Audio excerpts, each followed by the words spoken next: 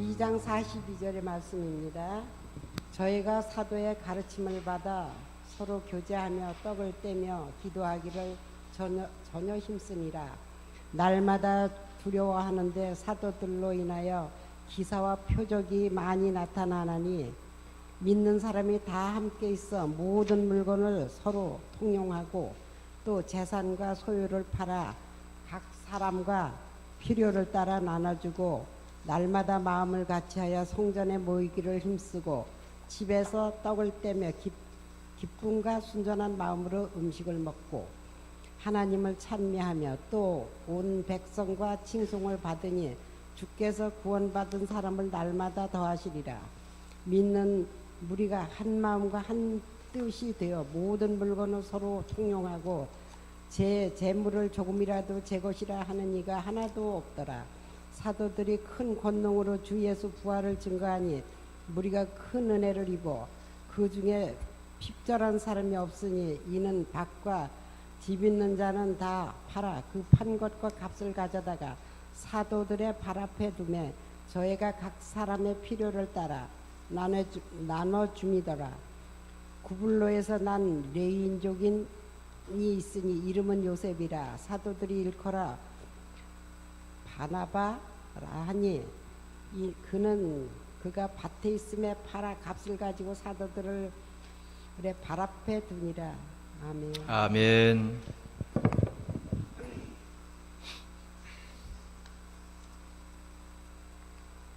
감사합니다. 수고 많이 하셨습니다.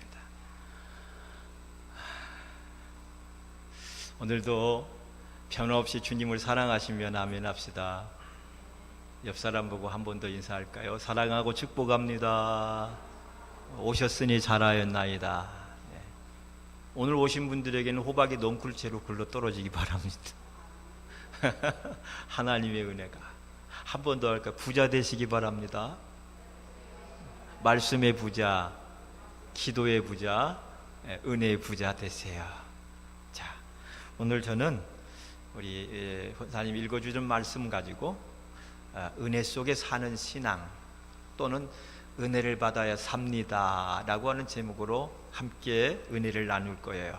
은혜란 선물이란 뜻인데 값없이 주는 선물이요 아무에게나 주는 것이 아니라 사랑하는 자녀들에게 하나님께서 하나님 자녀들에게 주는 선물을 의미합니다.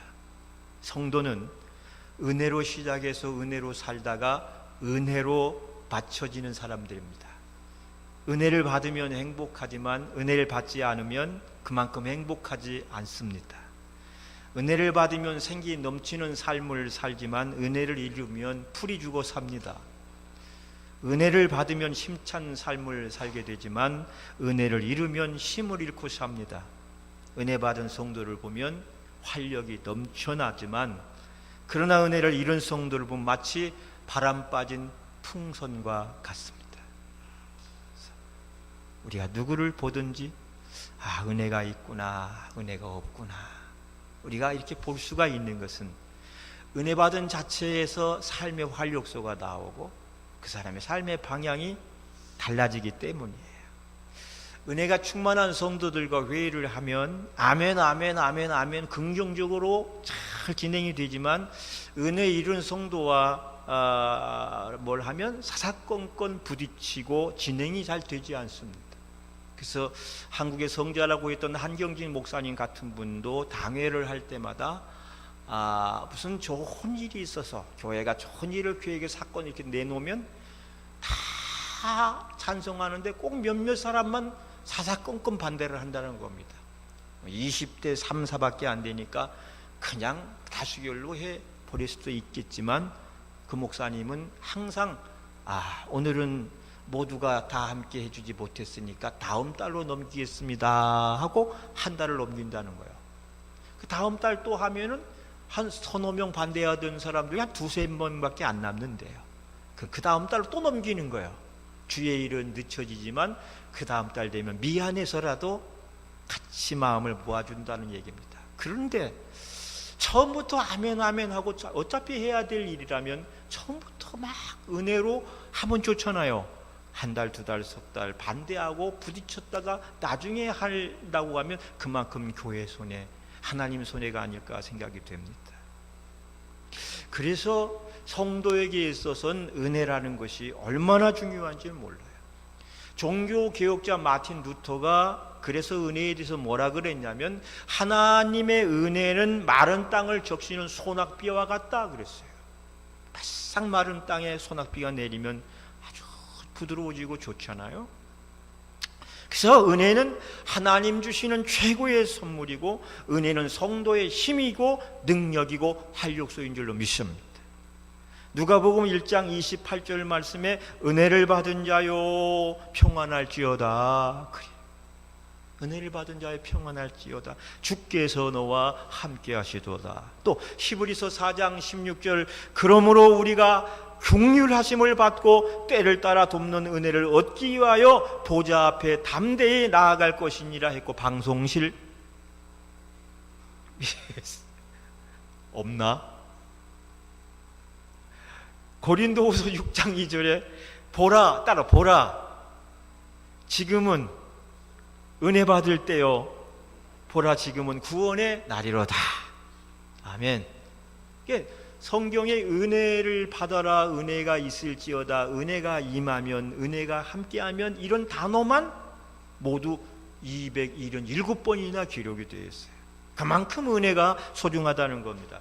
어느 나라의 황제가 한 친구에게는 목에다가 금메달을 걸어주고 다른 한 친구에는 볼 키스를 해줬다 그래요. 그러자 금메달을 받은 사람은 물론이고 모든 사람들이 황제로부터 볼 키스를 받은 그 사람을 무척 부러워하다는 거예요. 이유가 무엇이겠습니까? 볼 키스는 아무한테나 해주는 것이 아니에요. 그만큼 왕으로부터 총애를 받는 사람만이 볼 키스를 받을 수 있다라고 하는 거죠. 그렇습니다. 사람이 돈을 벌고 성공하고 출세를 하고 명예를 얻는 것도 중요하지만 그러나 그보다 더 중요한 것은 뭡니까? 그것은 내가 믿는 주님으로부터 인정을 받고 총애를 받는 것이에요. 우리가 주님 앞에 나아가 주님 보좌 앞에 선다고 가정할 때 주님이 나를 보고 못 본 척 한다면 어떻게 되겠어요? 시큰둥하시면 어떡하겠어요? 그러지 않고 우리가 그 보좌 앞으로 나가자마자 달려나와서 나를 얼싸안고 내 볼에다가 볼키스를 해준다면 얼마나 기분이 좋을까요? 그만큼 내가 주님에게 인정받고 총애받았다는 증거이기 때문에 그렇죠. 여러분, 우리는 주님 믿는 자로서 주님으로부터 인정받고 총애받는 것이 최고인 줄로 믿습니다. 그것은 한마디로 하나님에게 은혜를 받았다는 거예요. 은혜란 뭐냐 하면 주님에게 인정받았다는 뜻입니다. 사람이 자기 주인에게 인정을 받을 때에 그 주인을 위해서 충성을 다할 수가 있는 겁니다. 우리가 주님께 받은 은혜 하나만으로도 일평생 감사하며 살 수 있는 이유가 바로 여기에 있어요. 죄에 빠져서 의롭지 못한 나를 의롭다 여겨주신 은혜, 충성되지 못한 나를 이미 불러다가 충성되다 여겨 주의 일까지 맡겨주신 주님의 은혜, 자격 없는 나에게 자격 있다 여겨주신 하나님의 은혜, 할렐루야. 이것이 우리가 주님께 받은 하나님의 사랑이요 은혜의 증거예요. 그것은 주님께 인정받았다고 하는 증거입니다. 우리 한번 따라 합시다. 은혜 받으며 삽시다. 은혜 받아야 삽니다. 할렐루야.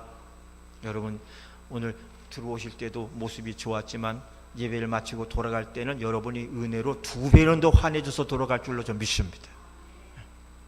힘들게 오셨지만 나갈 때는 즐거움으로 나가게 될 줄로 믿습니다. 근심 걱정을 여기다 가지고 왔지만 나갈 땐 다 내려놓고 밝아져서 나가게 될 줄로 믿습니다. 왜? 하나님이 은혜 주실 것이니까. 찬양을 통해, 기도를 통해, 또 말씀을 통해, 성령의 감화와 감동을 통해 우리가 이 영적인 접촉을 통해서 하나님과의 만남을 통해서 내 영혼이 소생되면 내 육신은 저절로 좋아지게 되어 있고 밝아지게 되어 있고 염려 근심이 사라지게 될 줄로 믿습니다. 오늘 다 같이 오늘 말씀을 한번 보겠습니다. 오늘 우리가 읽은 사도행전 2장 42절과 47절, 4장 32절로 27절 이 말씀은 어떤 말씀이에요?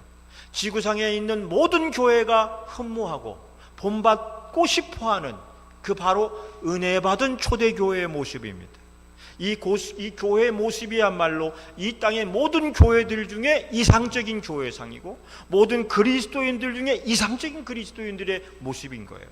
그래서 오늘도 이 말씀을 통해서 우리 교회도 흠모하는 그 초대교회 같은 은혜가, 또 우리 모든 성도들도 초대교회 그리스도인들 같은 본받고 싶은 그들의 모습이 우리에게 여기 새겨지고 나타나게 될 줄로 믿습니다.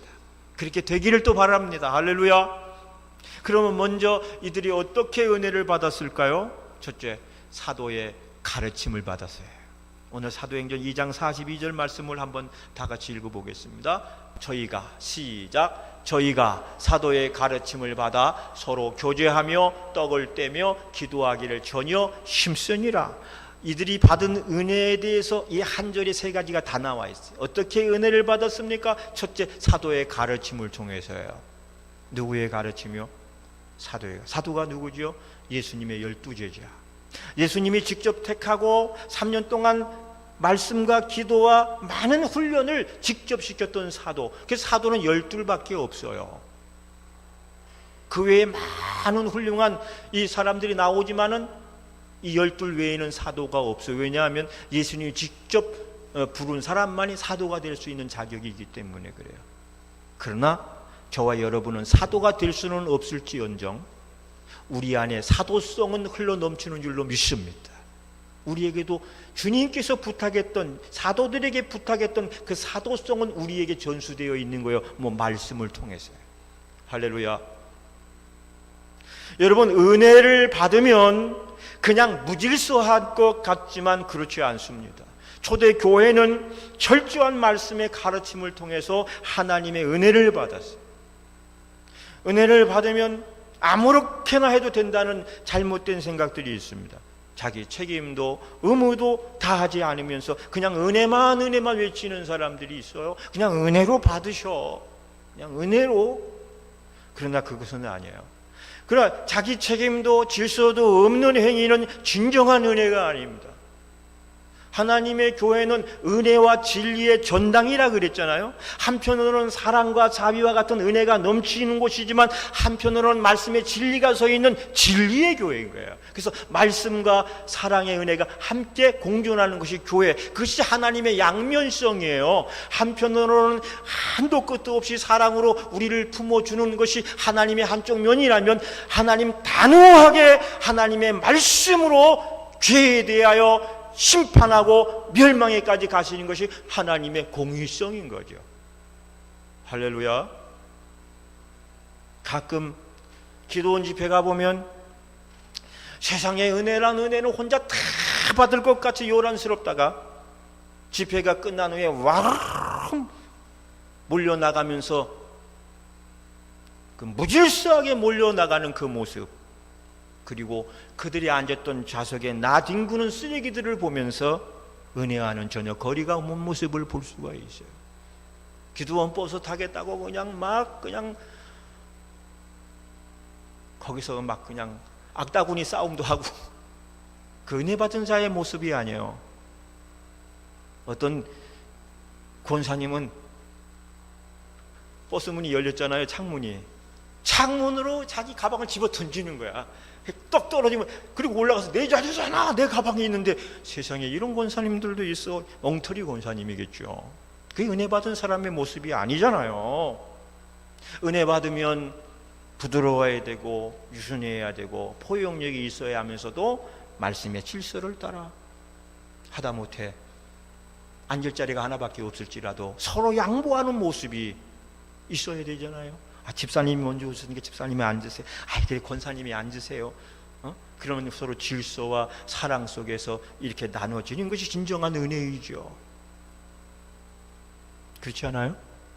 그렇죠? 은혜를 받으면 변화가 되어야 됩니다. 전에는 몰랐어도 은혜 받고 난 후에는 자기 책임을 다하는 사람들이 되어야 되죠.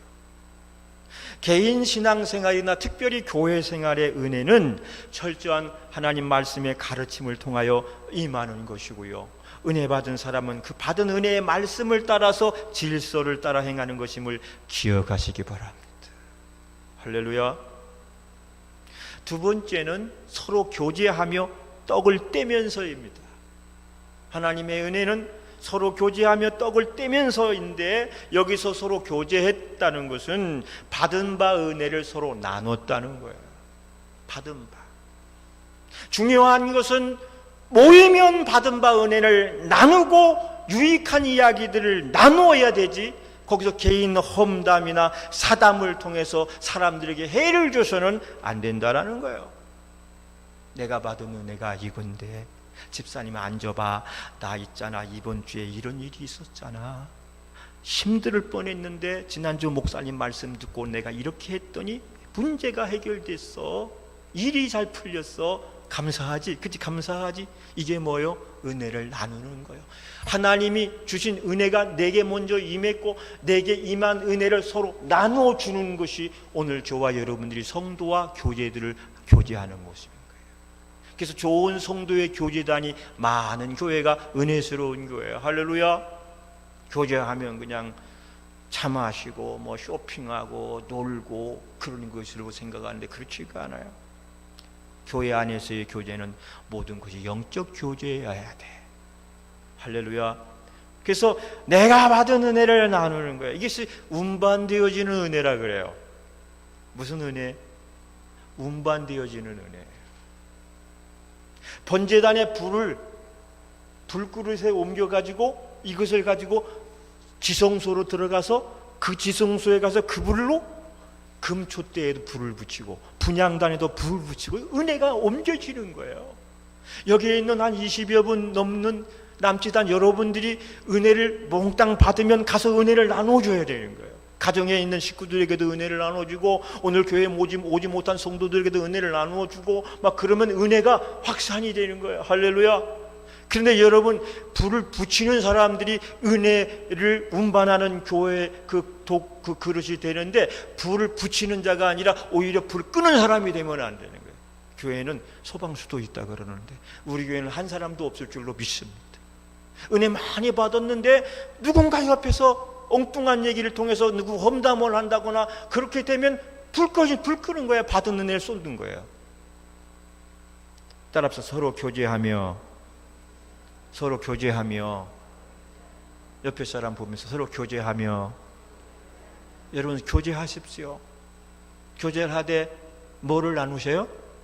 은혜를 나누시는 거야. 아, 오늘 나 기도가 은혜가 됐어. 우리 그분은 이렇게 기도할 때마다 은혜가 되지? 왜냐하면 기도 맡은 분은 기도 안 맡은 분보다 몇 배 기도를 준비해서 오거든요. 그 준비하는 과정 속에 주님에게 마음을 다 쏟는 거예요. 그러다 보면 그 마음의 은혜가 이미 임해서 여기 올라와서 하니까 은혜가 되죠. 아멘은 한 사람밖에 안 하는 것 같아요. 아멘. 누가 어느 분이 와서 기도를 하든지 그 기도를 위해서 몇 배로 준비해서 오니까 은혜가 이미 있는 거예요. 그러면 은혜 받았다. 나도 언젠가 기도 순서가 나면 그렇게 해서 은혜스럽게 기도를 주님께 드려야지. 그래, 할렐루야. 그래서 서로 교제했다는 것은 받은 은혜를 나누었어요. 초대교회는 모이면 은혜를 나눴어요.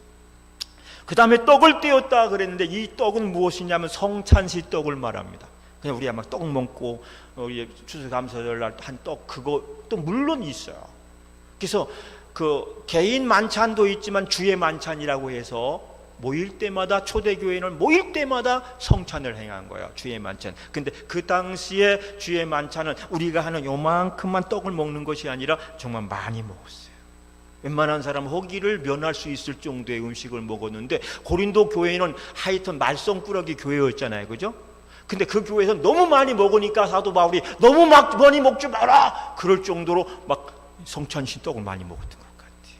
그러나 여기 뭐냐면 이 성찬은 의미가 예수님의 살과 피를 의미하는 것이고, 그것을 먹고 마심으로 예수님과 내가 먼저 하나가 되고 이 떡을 함께 먹고 마신 우리 모두가 또 거기서 또 하나가 되는 거예요. 그래서 주님과 내가, 나와 성도가 하나가 되는 것이 성찬식의 가장 중요한 의미라고 하는 사실이에요.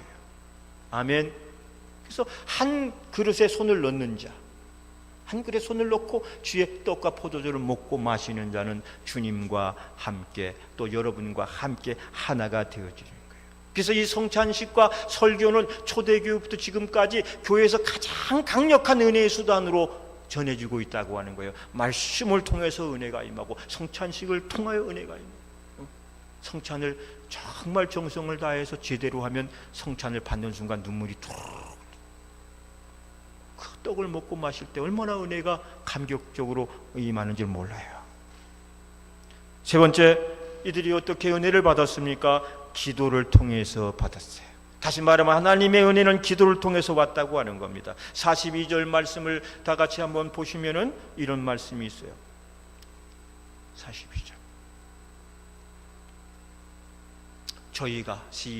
저희가 사도의 가르침을 받아 서로 교제하며 떡을 떼며 기도하기를 전혀 힘쓰니라 그랬어요.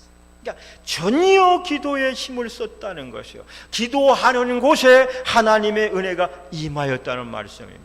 사도행전 4장 31절 말씀에도 보면 빌기를 다함에 모인 곳이 진동하더니, 빌기를 다함에 모인 곳이 진동했어요. 무리가 다 성령에 충만하여 담대히 하나님의 말씀을 전하니라. 이들의 모임은 영적인 모임이었어요. 모여 잡담만 하고 모여서 회의만 하다가 가는 것이 아니라 반드시 기도에 전혀 힘쓴 것. 예배 전에 한 5분 남겨놓고 여기 제가 이 산에 오르기 전에 우리 찬양팀하고 기도하는 거 여러분 이제 보신 분들 계시죠? 기도. 오르기 전에 기도하는 거예요. 뭔가 주님 앞에 섬기기 전에 기도부터 하는 거예요. 회의 전에 기도하는 거예요. 회의 마칠 때 기도하는 거예요. 재정부는 어떻게 하는지 모르지만 재정부 헌금 개수하기 전에 기도하는 거예요. 그 다음에 마칠 때 누군가가 다 같이 기도하고 마칩시다. 하나님 이 예물이 잘 쓰이도록 도와주십시오라고 기도하는 거예요. 교회에서 모든 모임은 기도로 연결되어줘야 되는 거예요. 자칫 잘못하면 남전도회, 여전도회, 청년회, 학생부 회의한다고 했다가 기도 없이 하고 되면은 회의만 하다 마치게 되는 거죠. 여러분, 요즘에 회의만 하는 회사는, 회의가 기는 회사는 별로 재미가 없대요. 회의만 길고 일하지 않는 회사. 오늘날도 부흥하지 않는 교회는 회의만 길고 일하지 않는 교회라고 말합니다. 회의는 짧게 하고 기도를 더 많이 하는 교회 정신이 필요합니다. 할렐루야. 또 모여서 자기 주장, 자기 생각을 말하는 것이 아니라 기도에 힘쓴 겁니다. 이 영적인 모임이요. 그래서 말하기 전에 기도부터 하고 하는 말을 하는 겁니다. 말을 많이 하기보다는 실천을 많이 하는 사람이 되어야 됩니다. 청량리에 가면 청량리 성결교회가 있어요. 그 교회는 늘 말없이 교회를 섬기는 집사님 내외가 있었습니다. 조그만 회사라는 까닭에 교회 재정위원도 하고 주교 부정도 하면서 의무로 양으로 많이 교회를 섬기는 그런 분들이에요. 어느 날 교육부 담당 전수사님이 찾아와서 이렇게 말을 합니다. 집사님, 내년도 주일학교 주교 예산을 증액해야 되는데 이번 회의 때 집사님 내가 목사님께 말씀 좀 잘 해주세요. 그랬더니 이 집사님 내가 웃으면서 하시는 말이 이렇게 말해요. 제가 헌금도 많이 하고 교회 일도 많이 맡아서 보는데 거기다가 말까지 많이 하게 되면 옳지 않다고 생각합니다. 그렇죠? 많이 하는 사람인데 말까지 하게 되면 그 사람이 주인 노릇하게 되는 거 아니겠어요? 근데 그 집사님들이 그런 걸 어떻게 알았을까? 그래서 가급적인 우리는 말을 안 하려고 합니다. 그리고 전사님 그냥 기도하십시오. 그럼 주님께서 필요한 만큼 예산 줄 겁니다. 이게 중요한 거예요. 여러분, 우리가 누구나 말은 쉽게 할 수 있습니다. 그런데 중요한 것은 그 말이 얼마나 유익하느냐, 책임질 수 있느냐 하는 거예요. 교회는 말로 일어나고 말로 망한다는 이야기가 있어요. 여러분, 교회 은혜롭고 덕스러운 말을 많이 하는 사람들이 있으면 교회는 부흥한대. 할렐루야. 그러나 잘못하면 말 때문에 말로 지치고 말로 상처받다가 말로 무너지고 말로 망해지는 것이 교회도 일하고 하는 거예요. 내가 하는 말 한마디가 교회를 일으킬 수도 있고, 내가 하는 잘못된 말 한마디가 교회를 그냥 주저앉게도 할 수 있다는 거예요. 여러분 많이 보셨잖아요.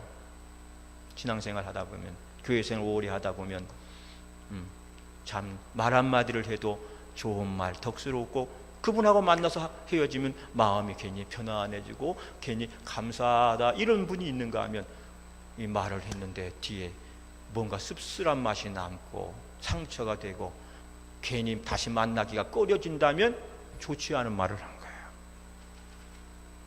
무심코 던진 돌에 누가 맞아 죽어?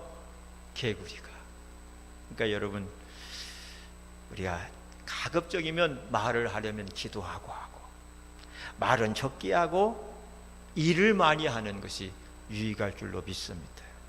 골로새 4장 6절에 아마 초대교회 중에서 골로새 교회도 이 말로 인해서 문제가 많았던가 봐요. 거기 보면은 사도 바울이 골로새 교회를 향하여 이렇게 말을 합니다. 너희 말을 항상 은혜 가운데에서 소금으로 고르게 함같이 하라. 아멘. 그리하면 각 사람에게 마땅히 대답할 것을 아리라. 이건 뭐예요? 소금으로 고르게 하라. 말을 소금 치듯이 하라는 얘기예요. 소금을 어느 때에 치죠? 소금 어느 때에 치나요? 음식에 맛을 내기 위해서 하는 거예요. 이 양이 무슨 일을 할 때 맛을 치는 거예요. 우리의 말이 맛있어야 된다는 거죠. 소금처럼 간이 맞듯이 맛있게 듣는 사람도 아주 좋게. 그리고 이 소금은 또 숨 죽이는 역할도 하잖아요. 그죠? 팍 날 서 있는 배추 막 사다가 팍 썰어가지고 너무 있는 대로 날 서가지고 막 이렇게 되잖아요. 그죠? 소금을 쫙 뿌려가지고 하룻밤 딱 숨 죽이고 나면 차분히 가라앉아요. 사랑하는 여러분, 말보다는 책임으로 은혜롭게 소금 치듯이, 할렐루야, 이것이 하나님이 은혜가 임한 다음에 그 은혜를 우리가 유지하고 나누는 성도들의 모습입니다. 그래서 여러분, 하나님의 은혜는 말씀의 가르침을 통해서 왔고요, 기도를 통해서 왔어요. 또 무엇을 통해서 왔죠? 서로 교제하면서 왔어요. 떡을 떼면서 왔어요. 그러니까 말씀과 성찬과 기도가 오늘 우리를 은혜롭게 하는 줄로 믿습니다. 그러면 이렇게 해서 은혜를 받으면 어떤 일이 생길까요? 은혜를 받으면 어떤 일이 생기기에 은혜가 좋은 걸까요? 먼저 은혜를 받으면 이런 일이 생깁니다. 첫째, 한 마음 한 뜻이 됩니다. 한 마음 한 뜻이 돼요. 44절 말씀을 보면 믿는 사람이 다 함께 있어. 그래서 함께, 다 함께, 더불어, 서로. 그래서 4장 32절 말씀을 보면 거기 한 말씀 같이 볼까요? 4장 32절 무리가, 시작, 믿는 무리가 한 마음과 한 뜻이 되어, 거기까지. 믿는 무리가 한 마음과 한 뜻이 되었다 그랬어요. 여러분, 단 두 사람이 모여도 한 마음 되는 것은 어렵습니다. 심지어는 한 몸이라고 하는 부부도 하나가 되기가 어려운 세상이에요. 우리나라 경우 지난 2000년대에 들어서면서 이혼율이 급격히 증가했다고 그래요. 우리나라가 OECD 국가 중에 세계에서 1등을 하고 있는 게 몇 가지인데 그게 좀 불명예스럽습니다. 불명예스러워요. 뭐가 1등이냐면 첫째로 술 소비가 세계 1등이에요. 우리나라가. 그 다음에 교통사고율이 세계 1등이에요. 그 다음에 세 번째가 뭘까요? 이혼율이에요. 이혼율이 세계 1등 국가예요. 다행히 또 한 가지가 있는데 그건 일본한테 양보를 했대. 세계 자살률 1위가 일본이래. 우리는 2등이야. 여러분, 이혼율 1등이라고 하는 말은 뭡니까? 부부가 함께 살면서 한 마음 한 뜻을 이루지 못했다고 하는 증거예요. 이혼 사유를 보면 과거에는 대부분 뭐 외도나 부정행위 이런 것들 가정폭력이 주 원인이었지만 지금은 거의 대부분이 성격차라고 해요. 성격차가 뭡니까? 마음이 맞지가 않는다. 마음이 하나 되지 못하는. 물론 문제는 있어요.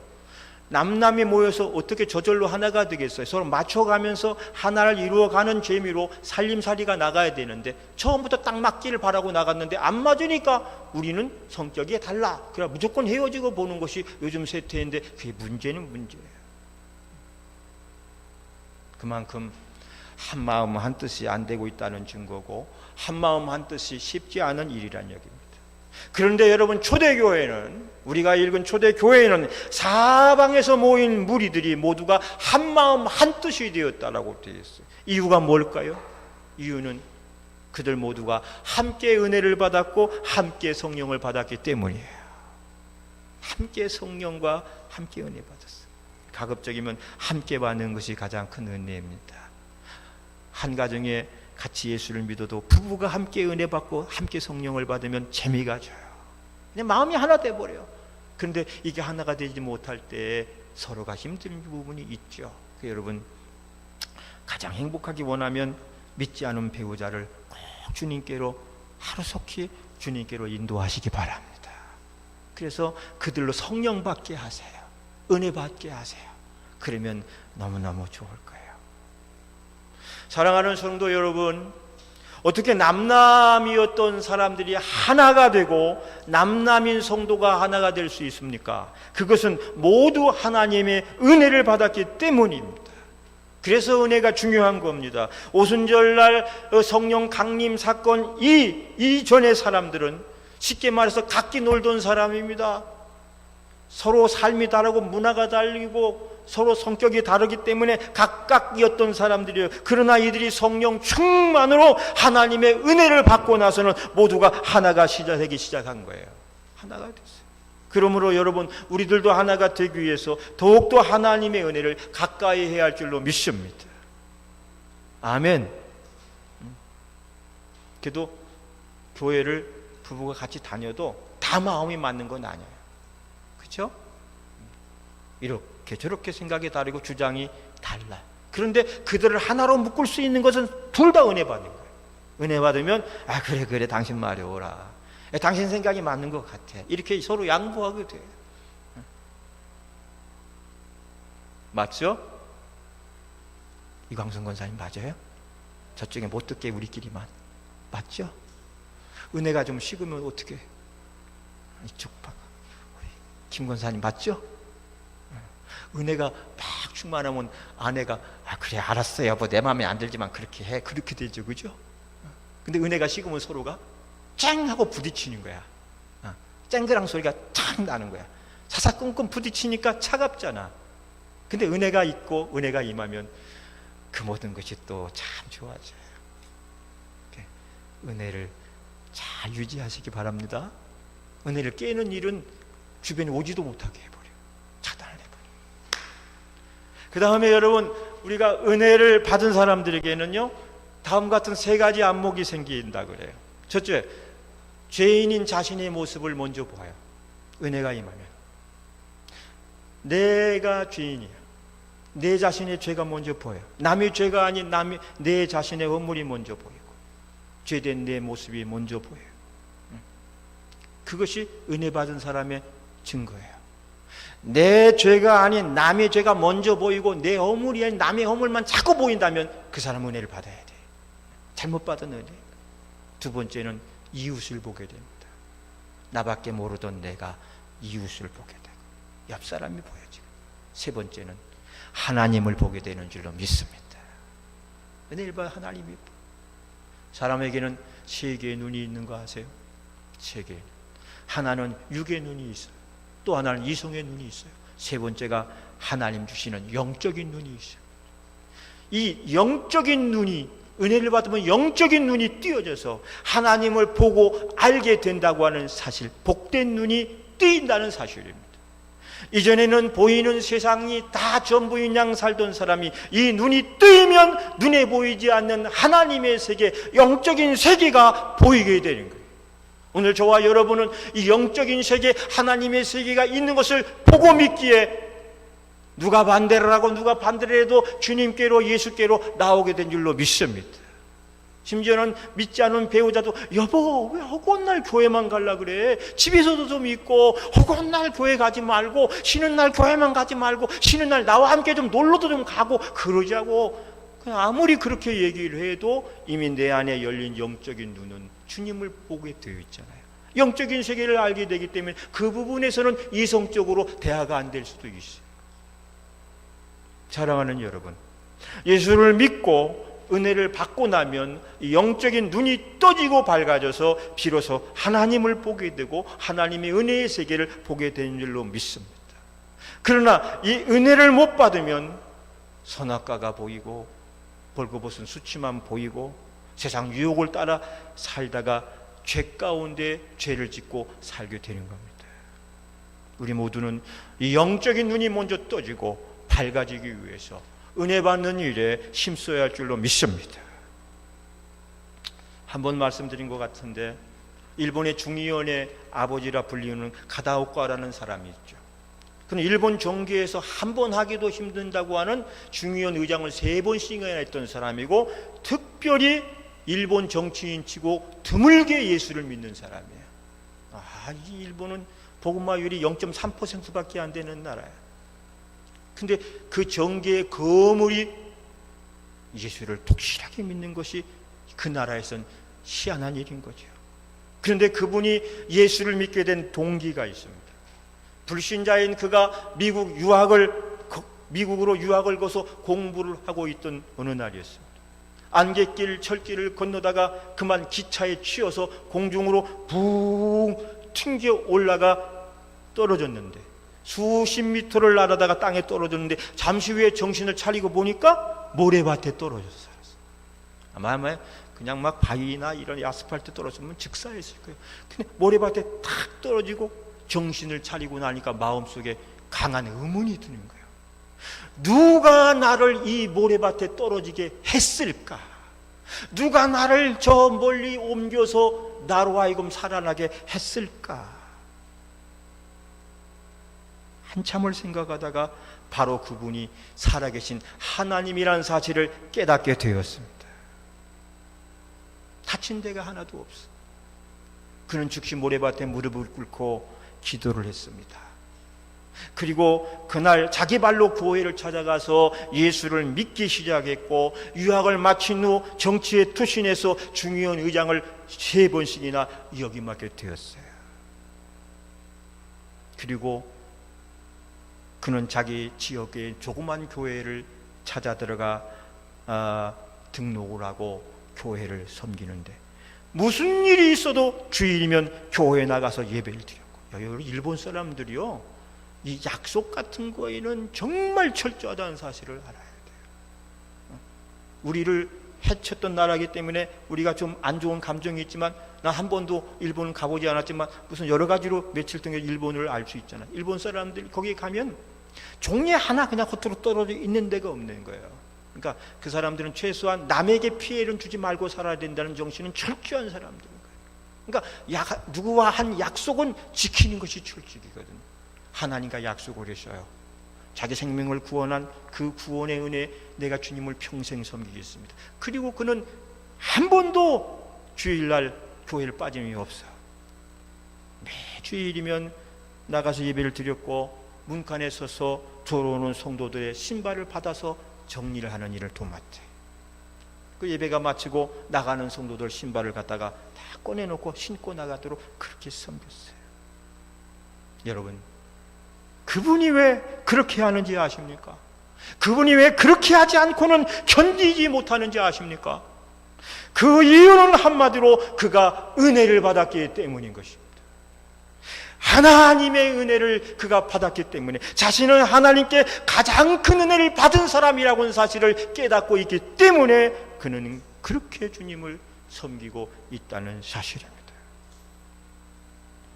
산산이 조각난 마음을 하나로 만들 수 있는 길이 뭡니까? 그것도 하나님의 은혜를 받는 길이고 받은 은혜를 서로 나누는 길입니다.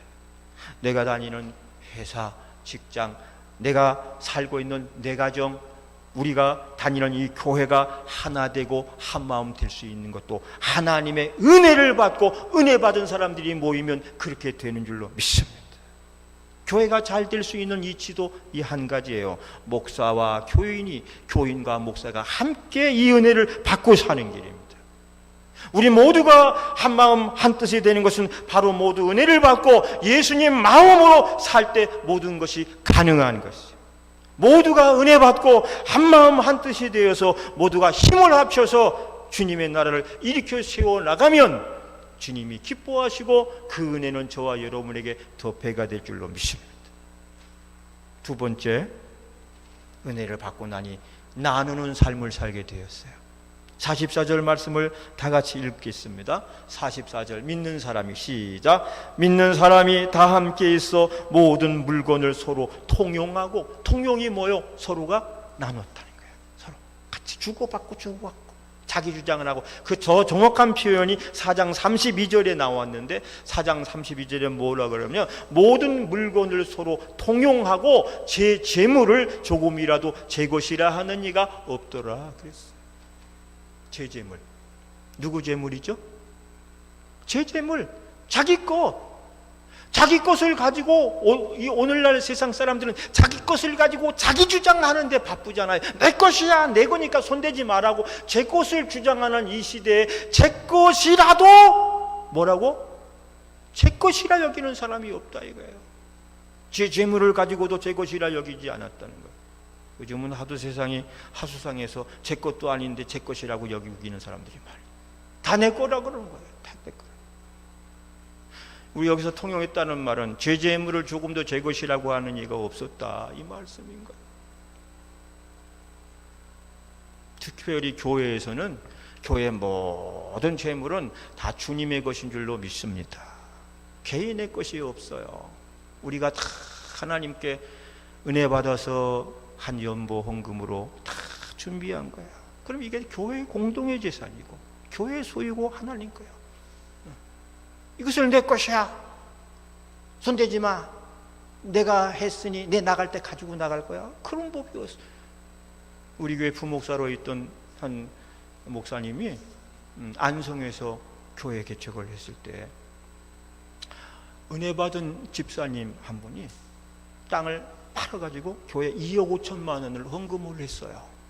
그래가지고 그것으로 땅을 사고 또 그 건물을 지어서 아주 목회를 잘했는데, 그분이 한 3년 후에 사랑하던 아들을 교통사고로 잃었어요. 너무 가슴이 아픈 일을 겪었거든요. 그러다 보니까 이 집사님이 은혜를 잃어버린 것 같아. 아마 마음에 하나님이 살아계시는데 왜 우리 아들을 데려가시지? 근데 그것을 믿지 않은 남편이 계속 불쏘시개를 뗀 거야. 여보, 당신 하나님 믿어도 소용없잖아. 그렇게 미친 사람처럼 믿고 다니는데, 그 하나님 살아계시면 아들 데려가겠어? 그만 믿어야 소용없어. 근데 그 아이를 우리 교회에서 찬양도 했던 아이예요.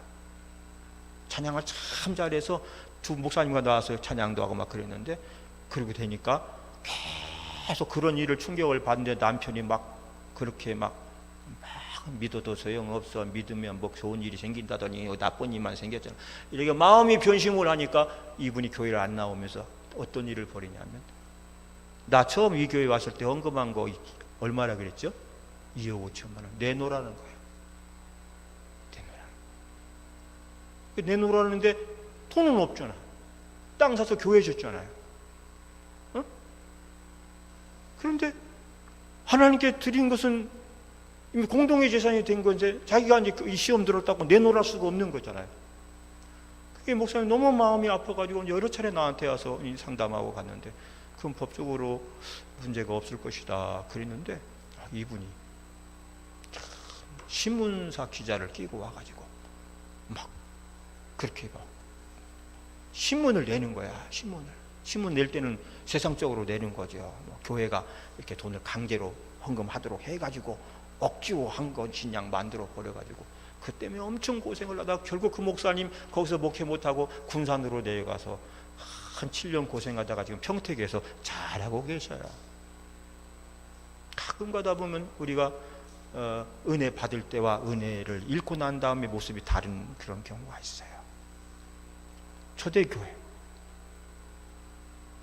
아나니아 삽비라 부부 이야기도 나오지만은 은혜 받은 초대교회 성도들은 모두가 자기 재산을 다 팔아서 교회에다 다 하나님께 헌신을 했고, 그것을 가지고 교회는 구제하고 봉사하고 계속 선교의 일들을 감당했다고 돼요. 그럴 때 이들이 서로 자기 것과 내 것이 구분 없이 서로 통용을 하고 제 재물이라도 제 것이라 여기지 아니하고 나아갔다. 어떻게 이런 일이 일어날 수 있습니까? 그것이 성령 충만함과 성령 감동으로 이루어진 은혜로 말미암은 일인 줄로 믿습니다. 은혜 받아야 되는 거예요. 은혜가 유지가 돼야지 또 되는 거예요. 사람은 대부분이 이기적인 것이 정상이라 그래요. 이타적이지 않습니다. 모두 자기밖에 몰라요. 그 디모데후서 3장 1절 이하에 보면 말세 현상 중에서 사람들은 자기를 사랑하며 돈을 사랑하며 자긍하며 교만하며 부모를 거역하며 감사치 아니하며 거룩지 아니하며 무정하며 원통함을 풀지 아니하며 이렇게 되어 있어요. 다 자기에 충만해요. 자기만을 사랑해요. 자기 것만 주장해요. 그러나 여러분, 그러한 자일지라도 하나님의 은혜를 받으면 나누는 삶이 가능해진다는 사실입니다. 은혜 받으면 어떤 욕심이 사라집니다. 자기 것이라도 남을 줄 줄 알게 돼요. 은혜를 받았다고 말하면서도 욕심을 부리고 이기적이고 자기밖에 모르는 사람은 은혜를 모르거나 잘못 받은 사람입니다. 은혜 받으면 나눠야 돼. 벌어서 나만 먹고 쓰던 부자들은 한결같이 망했습니다. 그러나 나누면서 산 부자들은 그 부가 대를 이어 나가고 있어요. 초대교회의 경우는 제 재물을 제 것이라 하는 이가 없었다고 말해요. 참 놀라운 변화가 아닐 수가 없습니다. 오늘 우리는 바로 이런 은혜를 받고서 나누는 삶을 실천해야 할 줄로 믿습니다. 나누는 삶. 올해는 우리 교회도 그 일을 시도 못 해봤는데 내년에는 올해는 이제 뭐 교회 이제 안정시키고 또 자립 재정의 자립도 하는 것이 우선 관건이지만 내년도 계획에는 선교에 대한 계획도 세우고 우리도 좀 안정되지 못하고 자립이 안 될지라도 선교에 대한 계획을 세우고 처음부터 하나씩 차근차근 선교하는 일도 해야 되지 않나 그런 생각을 하고 있습니다. 어려워도 선교하자는 것이 저 개척했을 때 첫 마음이었고 지금까지 그래 왔으니까 아마 내년에 그렇게 나아가면 하나님이 또 은혜 주시리라 저는 믿습니다. 나누는 삶을 실천해. 우리 은혜 받은 증거는 나누는 삶을 살아. 나누는. 세 번째, 모이는 일에 힘을 쓰고 예수 부활을 증거했다 그랬어요. 33절 말씀을 봅니다. 33절 시작. 사도들이 큰 권능으로 주 예수의 부활을 증거하니 무리가 큰 은혜를 얻어. 사도들이 큰 권능으로 주 예수를 부활을 증거했어. 무리가 큰 은혜를 얻어. 그러니까 우리가 여기서 부활을 증거한 사건하고 큰 은혜가 임한 사건하고 곰곰이 생각을 해보면 은혜가 임한 사건과 그리고 큰 권능으로 부활을 증거한 사건이 뭐예요? 동시적인 것이었다는 거예요. 동시적인. 또 부활이 증거되는 곳에 은혜가 또 넘쳤다라고 하는 거예요. 은혜가 넘치니까 부활을 증거하고 부활을 증거하는 곳에 은혜가 넘쳤고, 그러니까 하나님의 말씀을 전하는 곳에 은혜가 임했고 은혜가 임하니까 또 전하게 됐고, 이 동시적인 거예요. 할렐루야. 이게 따로따로가 아니는 겁니다. 우리가 하나님의 은혜를 받으면 은혜 받은 삶을 사는 것, 은혜 받은 삶을 살게 되면 은혜가 계속 임하게 되는 것이 동시적인 것이. 믿으시기 바랍니다. 믿으세요. 그러니까 여러분 은혜가 좀 식었다 싶으면 여러분 열심히 주의 일 해보세요. 은혜가 임해요. 특별히 부활을 전했던 거. 또 그렇게 전하다 보면 부활을 전하고 주의 일을 하다 보면 은혜가 내게 임하고 또 은혜가 임하면 또 주의 역사가 또 우리와 함께하는 거예요. 그래서 여러분 저기 한번 제의하는 것 중에 하나 뭐냐면 은혜를 받으려면 주의 일을 해보시라는 거예요. 특별히 전도를 좀 해봐야 된다고 생각돼요. 여러분 전도 그 자체가 얼마나 우리 전도자에게 은혜가 되는지 몰라요. 여러분 전도하다 보면은 생전 푸대접 한번 받은 적이 없고 남에게 무시를 당해본 적이 없는 사람도 전도의 연장에만 나가면 무식한 푸대접 받아요. 푸대접. 무시당해. 엄청나게 무시당하고 푸대접을 당하고 수도 없이 많은 거절을 당하고. 나 예수 믿고 목회하다 보면 할 때 제일 힘든 게 뭐냐면요, 거절당하는 거. 예수 믿으세요? 안 믿어요? 예수 믿으세요? 못 믿어요? 예수 믿으세요? 안 믿어요? 이 거절당하는 거, 그게 제일 힘들더라고요. 집사님 전화 좀 해주세요. 전화 안 와. 집사님 전화 좀 해주세요. 안 와. 집사님 좀 만나? 안 만나. 그것도 거절당하는 거야. 아마 여기서 구역장이나 이렇게 무슨 여전도 남전도 회장 했던 분들이 다 느끼는 마음일 거예요. 이렇게 전화하면은 바로 받는 분이 있고 바로 연락이 오는 분이 있으면 하여튼 좋은 일이었나 보니 기분 좋아. 그렇죠? 전화를 해도 전화도 없어, 문자도 없어, 다 거절당하는 거야. 그게 거절 한번 당할 때마다 상처. 그래서 여러분 상처받을 생각을 하시기 바랍니다. 교회 일이란 그냥 한 번에 되는 게 없어요. 그러니까 10번 전화해서 한 번 오도 감사합니다 하는 마음을 아예 가지셔야 상처가 안 돼. 근데 이제 전도하다 보면 계속 거절만 당하니까 상처예요. 그러다가 100에 하나 1000에 하나가 예수를 믿고 주님께로 돌아가고 구원받아 은혜 받는 생활을 하게 되면요, 막 그냥 그것보다 그처럼 행복한 일이 없어. 그냥 마음에 그것보다 더 행복한 적이 없어. 예? 말할 수 없는 기쁨, 천하를 다 얻은 기쁨이 막 밀려오죠. 은혜가 물결을 이루죠. 그래서 여러분 전도하다가 푸대접 받고 그 다음에 멸시 당하고 거절당하면 어떻게 돼? 겸손해져요. 전도 많이 한 분들은 보면 겸손해요. 수도 없이 많은 걸 통해서 겸손을 배워. 그러면서 과거 자신의 모습을 떠올리는 겁니다. 아, 나도 저랬지. 저랬는데 나를 구원해줬지. 감사하는 거예요. 할렐루야. 은혜가 임한 이 교회는 가서 부활을 진 거예요.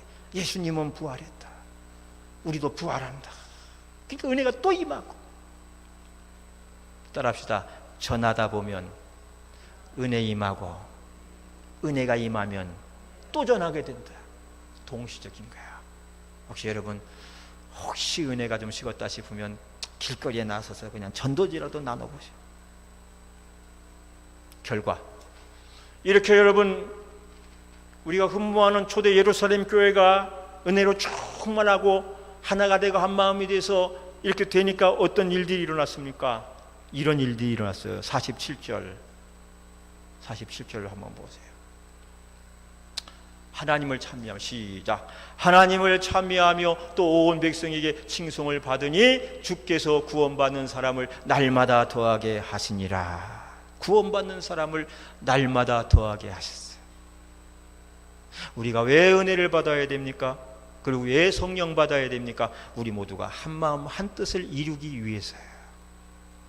왜 우리가 은혜를 받아야 하나요? 주님께 받은 것을 나누는 삶을 살기 위해서요. 왜 우리가 은혜를 받아야 됩니까? 이 예수 그리스도를 증거하고 복음을 전파하기 위해서입니다. 우리 말씀을 마음속에 간직하고 은혜를 사모하고 은혜를 받으시면 받은 은혜를 증거하고 나누면서 사시는 여러분 되시기를 주의 이름 축복합니다.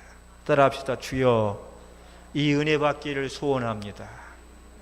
이 은혜 따라 살기를 원합니다. 주님이 함께 하시기 바랍니다. 하나님, 오늘도 하나님 우리가 흠모하는 초대교회